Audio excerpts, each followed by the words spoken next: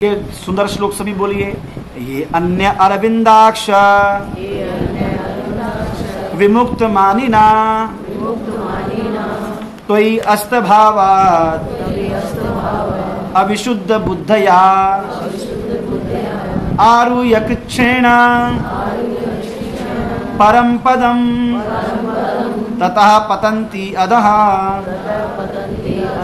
अनादित युष्मत अंगृह्यः। कोई कह सकता है कि भगवान के चरण कमलों की शरण खोजने वाले भक्तों के अतिरिक्त भी ऐसे लोग हैं जो भक्त नहीं हैं, किंतु जिन्होंने मुक्ति प्राप्त करने के लिए भिन्न विधियां अपना रखी हैं। तो उनका क्या होता है? इसका उत्तर में ब्रह्मा और अन्य देवता कहते हैं कि हे भगवान, भले ही कठिन तपस्या से परम पद प्राप्त करने वाले अभक्तगण, भक्तगण नहीं कौन, क्या करके? तपस्या करके परम पद प्राप्त कर लेते हैं, अपने को मुक्त हुआ मान लें, किंतु उनकी बुद्धि कैसी रहती है? अशुद्ध रहती है। वे कल्पित श्रेष्ठता के अपने पद से नीचे गिर जाते हैं, क्योंकि स्पेकुलेटेड बुद्धि होती है, अपनी मानसिक बुद्धि से हम लोग ना, हमारे मन में ऐसे है इसलिए हमने ऐसे किया। भक्ति मेंटल स्पेकुलेशन से नहीं होती। मनमानी भक्ति से जीव क्या ऊपर जाकर भी गिरता है। भक्ति मनमानी नहीं होती। जो शास्त्र कहता है, जो आचार्यों ने कहा है, जो भगवान ने, धर्मम तो साक्षात भगवत प्रणीतम, धर्म क्या है? जो भगवान ने कहा है वही धर्म है। जो मैंने कहा वो धर्म नहीं है, जो आपने कहा वो धर्म नहीं है। धर्मम तो साक्षात भगवत प्रणीतम, भगवान जो कहते हैं, भगवान के आश्रित भक्त जो कहते हैं, जो शास्त्र कहता है, जो पुराण कहता है, वही क्या है? धर्म है। उसी के द्वारा भगवान को जान सकते हैं। क्योंकि उनके मन में आपके वो लोग क्यों गिर जाते हैं ऊपर से नीचे? इतनी तपस्या करके मुक्त तो हो जाते हैं, परम पद अपने आप तो मुक्त हो गए, परम पद को भी प्राप्त कर लेते हैं, पर फिर दोबारा गिर जाते हैं। क्यों? क्योंकि उनके मन ने आपके चरण कमलों के प्रति कोई श्रद्धा भाव नहीं होता। तो जब तक भगवान के चरण कमलों के प्रति श्रद्धा भाव नहीं होगा, तब तक भैया कुछ भी कर लो। बारी मते घृत होइए सिकताते बरुतेल, बिनु हरि भजन न भवतरि है, यह सिद्धांत अपे। रेत को मथने पर क्या हो जाए? घी निकल जाए। निकल जाए कहते हो सकता है निकल जाए। और पानी को मथने पर तेल निकल जाए, हो सकता है क्या? कह रहे हो, ऐसा भी हो सकता है, पर बिनु हरि भजन भवतरि है, बिना भगवान के भजन के कोई भवसागर तर गया, कोई मुक्त हो गया, ऐसा होना मुश्किल ही नहीं, नामुमकिन है, असंभव है। तुलसीदास जी तो कहते हैं कि खरगोश के सींग उग जाएं, खरगोश के सींग उग जाएं और चांद पे फूल खिल जाएं, चांद पे फूल खिल जाएं और तरंगे गूंथ ली जाएं। तरंगे दिखती है किसी को? तरंगे गूंथ ली जाएं, यह संभव हो सकता है, पर भगवान के चरण कमलों के प्रति अनुराग किए बिना कोई संसार से मुक्त नहीं हो सकता। इम्पॉसिबल। तो आगे कहते हैं, तथा नते माधवा तावका क्वचिता पश्यन्ति मार्गा त्वयि बद्ध सौहृदा त्वया विगुप्ता विचरन्ति निर्भया विनायकानि कप मूर्धसु प्रभु। हे माधव, हे पूर्ण पुरुषोत्तम परमेश्वर, हे नारायण, हे भगवान, यदि आपके प्रेमी भक्तगण कभी भक्ति मार्ग से च्युत होते हैं, यानी गिर जाते हैं, तो वे अभक्तों की तरह नहीं गिरते। भक्त अगर गिर भी जाए, पतन हो जाए भक्त का, भक्ति मार्ग से गिर भी जाए, तो वे अभक्तों की तरह नहीं गिरते, क्योंकि आप तब भी उनकी रक्षा करते हैं। इस तरह वे निर्भय होकर अपने प्रतिद्वंदियों के मस्तकों को झुका देते हैं और भक्ति में प्रगति करते रहते हैं। इसलिए भक्ति में अगर कभी गिर भी जाओ तो टेंशन नहीं लेना। क्यों? क्योंकि रक्षा कौन करेगा? भगवान। पर यह नहीं कि गिरने को अपना जड़ धर्म बना ले, भक्ति में च्युत होने को अपना क्या बना ले? जड़ धर्म बना ले, उसको कि गिरते रहेंगे रोज, फिर नहीं बचाएंगे लोग। भगवान कहते हैं, मैं अपने भक्त को नमे भक्त्या प्रणिष्यति कौन ते प्रतिजानाति। एक अर्जुन, ये मेरी प्रतिज्ञा है क्या? कि मेरे भक्त का कभी नाश नहीं होगा। एक बारी भी जो शुद्ध मन से कह देगा हरे कृष्णा कृष्णा कृष्णा हरे हरे, हरे राम राम राम हरे हरे। श्रद्धा से एक बार इसने कह दिया, भगवान कहते मैं उसका नाश नहीं होने दूंगा। वह बेशक मुझे भूल जाए पर मैं उसे नहीं भूलूंगा। हम भगवान को मृत्यु के समय बेशक भूल जाएं, पर भगवान कहते कि मैं तुझे नहीं भूलूंगा। मैं तुझे तब याद कराने वाला भी कौन है? तब भगवान याद कराते हैं मृत्यु के समय। अभी हम विकासपुरी में किसी माता जी मरणासन्न थी व्यक्ति, यद्यपि वह आर्य समाजी थी, पर उसकी बेटी हमारी गुरु बहन है। देखो सुकृति कहाँ से आती है। तो बेटी और दामाद हमारे गुरु भाई गुरु बहन है, दोनों के दोनों। तो उसकी बेटी की इच्छा थी कि प्रभु जी माता जी अब तो हमें लगता है जाएंगी, पर ये अस्पताल में है, इनके लिए कुछ सुकृति की जाए इनकी। हम जाके मशीन लगा कर आ गए उसके लिए हरिनाम की, और माता बोला, माता वो अपना मंत्र जप करती थी। हमने बोला तुम हरे कृष्ण महामंत्र जप करो, उसे तिलक करा, रोज गए उसको गंगा जल तुलसी देने के लिए। अब इसका जो सुकृति बन गई कि इसकी बेटी दामाद भक्त हैं, तो उसको मिल रहा प्रसाद चरणामृत सब कुछ मिला। जिस दिन गई उस दिन भी सब कुछ मिल गया। विष्णु सहस्त्रनाम का पाठ हमने उसके सामने किया, उसके बाद शरीर अपना पूरा कर दिया, सामने हमारे सामने विष्णु सहस्त्रनाम का पाठ पूरा किया और उसने अपना शरीर पूरा किया साथ साथ अस्पताल के अंदर। तो पर उसके साथ वहां दो और आईसीयू में 2 और पेशेंट थे। तो हमने जो कंठी उसके लेके गए थे, हमने एक कंठी उन दोनों को भी पहना दी, जबकि हम उनको जानते नहीं थे। हमने उनका जो अटेंडेंट था उसको बोला इनको पहना दे। बोला आपको देख लो, पहना दो, क्या जरूरत है? हम अरे पहना दे, जिसकी आवाज नहीं निकल रही क्या को तो मरेगा ही, बड़ा पहना दो उसको। उनको भी कंठी पहना दी, उनके मुंह में भी गंगा जल तुलसी पत्ता दे दिया, महाप्रसाद दे दिया, ब्रजरज दे दी उनको भी। तो ये सुकृति कहाँ से मिलती है? उसने उन व्यक्तियों ने भी जरूर कभी ना कभी भगवान का नाम लिया होगा, पक्का लिया होगा। अब ऐसे नहीं मिल रहा तो भगवान कहीं से घुमा के दे रहे हैं।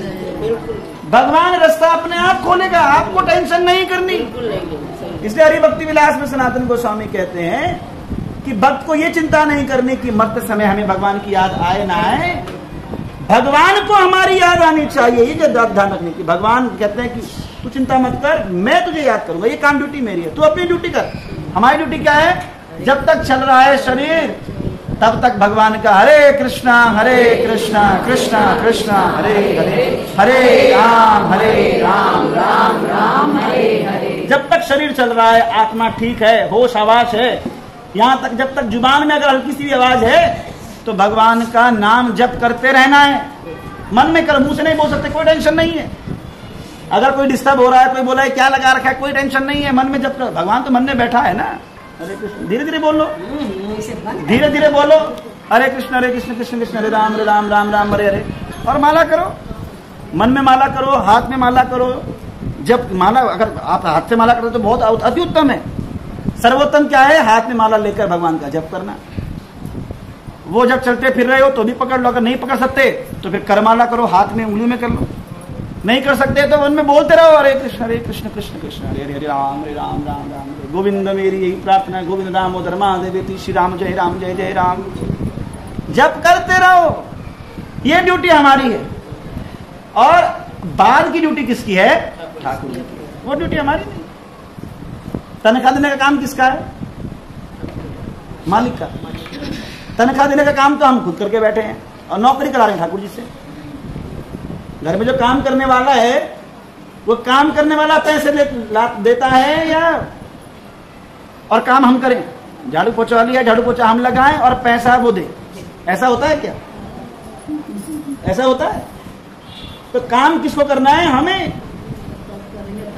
और वो ड्यूटी किसकी है? ठाकुर जी की। तुलसी विलंब ना कीजिए, कर लीजिए हरि नाम। जगत मजूरी देते है, क्यों राखे भगवान? सड़क में किसी का झाड़ू पोछा करोगे, रेड लाइट पर जब कोई कपड़ा, गाड़ी के आगे कपड़ा मारता है, आपने उसे नहीं कहा कपड़ा मारने के लिए, आपने तो नहीं कहा गाड़ी पे कपड़ा मार दे, उसने अपने आप कपड़ा मार दिया। आपने 5-10 रुपए निकाले, दे दिए उसको, या कोई आया मांगने वाला, आपने उसको दे दिया। तो जगत मजदूरी देते है, संसार की मजदूरी करने पर तो पैसा मिल जाता है। तो भगवान की मजदूरी करेंगे तो भगवान क्यों रखेंगे? भगवान 1 रुपया भी नहीं रखेंगे किसी का।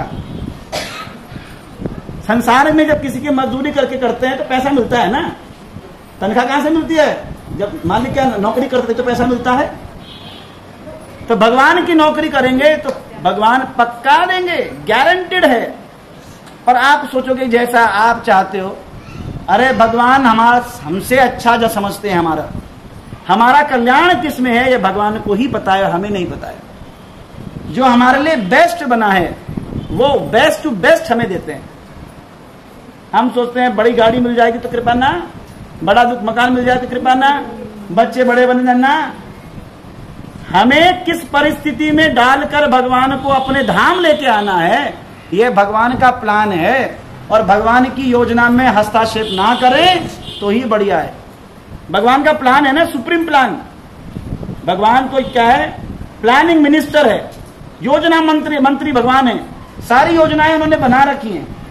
अब उसने योजना बना रखी है, हमें उस योजना के अंदर डाला फिट किया हुआ है, हमें अपना काम करना है, उसकी योजना में दखलंदाजी नहीं करनी।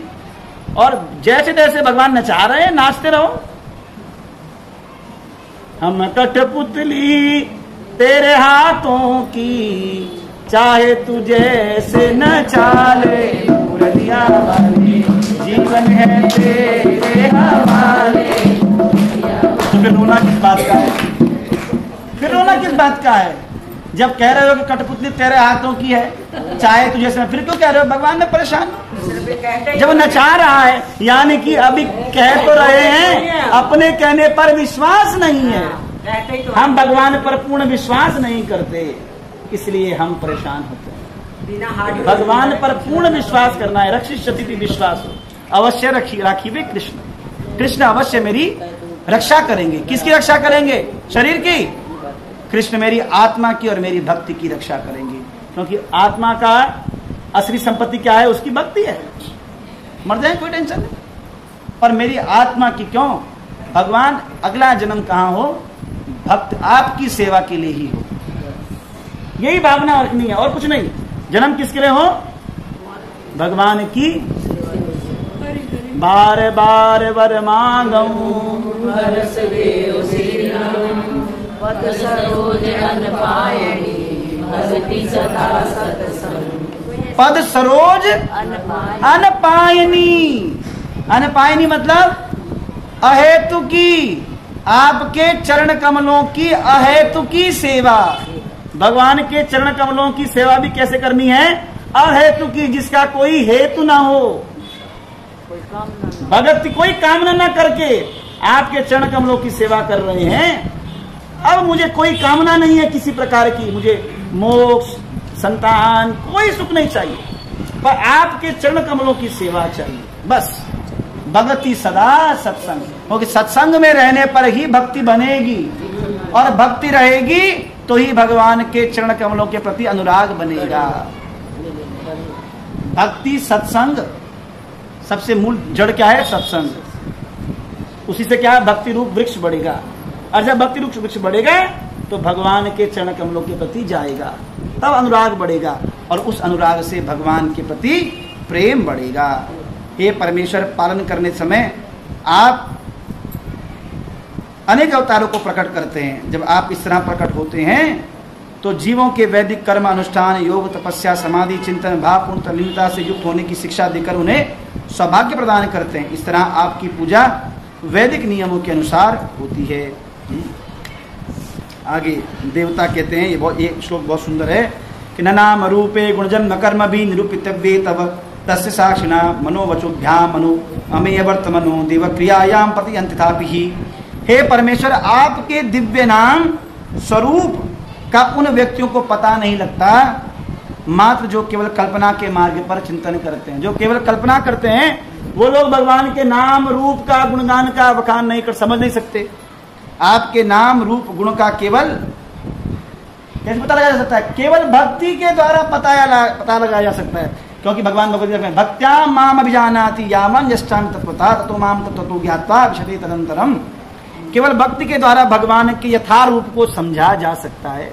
नहीं तो कहेंगे कि भगवान तो लाल बत्ती दिखता है, भगवान तो प्रकाश है केवल, उन्हें तो अभी निर्गुण का मतलब भी नहीं पता। निर्गुण मतलब क्या होता है? जिसमें कोई गुण ना हो ना, तीनों गुणों से वो तो न गुण होना चाहिए।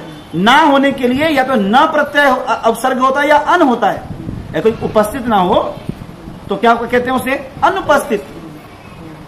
निरुपस्थित तो नहीं कहते। निरुपस्थित मतलब उपस्थित होकर भी नहीं दिखने वाला, निरुपस्थित है। ऐसे ही निर्गुण यानी कि उसमें कोई गुण नहीं, उसके गुण हमारे गुणों से भिन्न है, और हाँ हमारे गुणों से भिन्न है। और निराकार मतलब उसका कोई आकार नहीं ना, और निराकार और नाकार होना चाहिए, जिसका कोई आकार हो क्या बनते? नकार होना चाहिए। निर्गुण निराकार मतलब उसके आकार हमारे आकारों से भिन्न है, अनेक आकारों का भिन्न है उसका स्वरूप जो है हमसे भिन्न है। तो ये कब पता चलेगा? जब भक्ति करेंगे। बिना भक्ति करे भगवान को समझ पाना इम्पॉसिबल। आगे कहते हैं, विविध कार्यों में लगे रहने पर भी जिन भक्तों के मन आपके चरण कमलों में पूरी तरह लीन रहते हैं। विविध कार्यों में लगे हुए हैं पर मन कहाँ लगा हुआ है? भगवान के चरण कमलों में।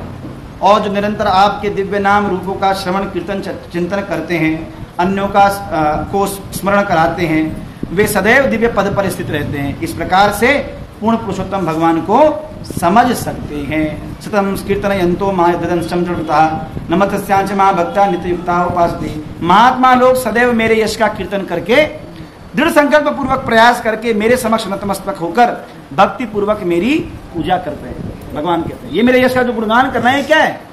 आप लोग कथा सुन रहे तो क्या कर रहे हो? ये भी भगवान की पूजा है। हम क्या सोचते हैं? पूजा के लिए सोचते हैं, हम सोचते हैं पूजा दिया जलाएंगे, अगरबत्ती जलाएंगे, घुमाएंगे, आरती की थाली है तू मेरे हाथ से छीन मैं भी जरा घुमा दूं। ये नहीं है पूजा।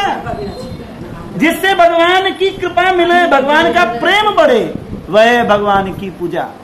शांति आनंद के साथ भगवान की कथा श्रवण कर रहे हो, भगवान के नाम का गुणगान कर रहे हो, यही पूजा है। और कलयुग में तो सबसे बड़ी पूजा भगवान का कीर्तन करना ही है। कीर्तन के बिना भगवान की आरती नहीं होती। अगर भगवान का नाम ही ना लो और अगरबत्ती घुमा दो, दिए घुमा दो, तो क्या आरती हुई? आरती मतलब क्या है? भगवान को समस्त न्यौछावर कर देना।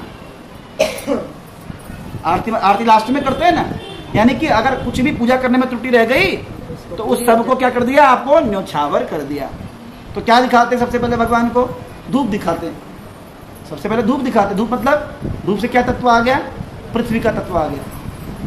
फिर दीप दिखाते हैं। दीप से क्या है? अग्नि तत्व। फिर जल दिखाते हैं, शंख में जल डाल के दिखाते हैं, जल तत्व आ गया। फिर रुमाल दिखाते हैं, कपड़ा भगवान को हाथ पोंछने के लिए देते हैं कपड़ा, कि भगवान आपके शरीर में जल गिरा होगा, तो उससे क्या है? उससे वायु तत्व आ गया, सॉरी आकाश तत्व आ गया। फिर भगवान को पुष्प देते हैं, यानी कि वायु तत्व आ गया, पुष्प की सुगंध जाएगी भगवान के पास। तो पंच तत्व भगवान को दे दिए। अब उसके बाद चंवर डुला रहे हैं भगवान को। तो चंवर कौन डुलाता है? नौकर, यानी कि हमारा जो अहंकार है वो भी भगवान को अर्पित कर दिया। फिर भगवान को पंखा भी देते हैं, यानी कि अपना जो पंखा क्यों देते हैं? कौन देता है पंखा? जो जिसके प्रति मन हमारा समर्पित होता है, तो मन भी भगवान को अर्पित कर दिया पंखा करके। और आखिरी में भगवान को हाथ जोड़ दिए आरती होने के बाद। क्या? भगवान बुद्धि सहित मन तेरे अर्पण, तन मन धन सब तेरे अर्पण, बुद्धि सहित मन तेरे अर्पण, मैं तेरे चरणों की दासी, तू मेरा प्राण आधार। सब कुछ भगवान को अर्पित करके, ये सब किसका? ठाकुर जी का। 6:15 हो गई, 6:30। भगवान तो आए नहीं, कल ही आएंगे लग रहा मुझे, जब कल ही आएंगे फिर तो भगवान की इच्छा है। मैं तो सोच रहा हूँ 5:30 हो रही है। हे परमेश्वर, आप कोई सामान्य जीव नहीं हो जो सकाम कर्मों के अधीन इस भौतिक जगत में उत्पन्न होते हो। अतः इस जगत में आपका प्राकट्य या जन्म एकमात्र अलादनी शक्ति के कारण होता है। किसके कारण होता है? अलादनी। कौन अलादनी शक्ति? श्रीमती राधा रानी। श्रीमती राधा रानी की जय। आप इसके पूर्व अपनी कृपा से सारे विश्व की रक्षा करने के लिए मत्स्य, अश्व, कच्छप, नरसिंह, वराह, हंस, वामन, राम, परशुराम तथा देवताओं में से वामन के रूप में प्रकट हुए। अब आप इस संसार का उत्पाद कम करके अपनी कृपा से पुनः हमारी रक्षा करेंगे। हे यदुश्रेष्ठ कृष्ण, हम आपको सादर नमस्कार करते हैं। कौन कह रहे हैं? देवता। त्वं पासिना त्रिभुवनम च यथा धुनेश भारम भुवो हर यदुत्तमावतनम तय। आगे कहते हैं कि हे माता देवकी, आपके और हमारे सौभाग्य से भगवान अपने सभी स्वांशों और बलदेव समेत आप सबके अब आपके गर्भ में हैं, इसलिए आपको उस कंस से भयभीत नहीं होना चाहिए जिससे भगवान के हाथों से मारे जाने की ठान ली है। आपका शाश्वत पुत्र सारे यदुवंश का रक्षक होगा। सुखदेव कहते हैं, पूर्ण पुरुषोत्तम भगवान विष्णु की इस तरह स्तुति करने के बाद देवता ब्रह्मा शिव को आगे करके अपने अपने स्वर्ग आवासों को लौट गए। कहाँ चले गए? अपने अपने लौट गए धाम को। तो आज देवता आए हैं, देवताओं से वेट कराते हैं। हमारे भगवान थोड़ा एक दिन बाद आएंगे। वृंदावन बिहारी लाल की जय जय श्री राधे गोविंद दामोदर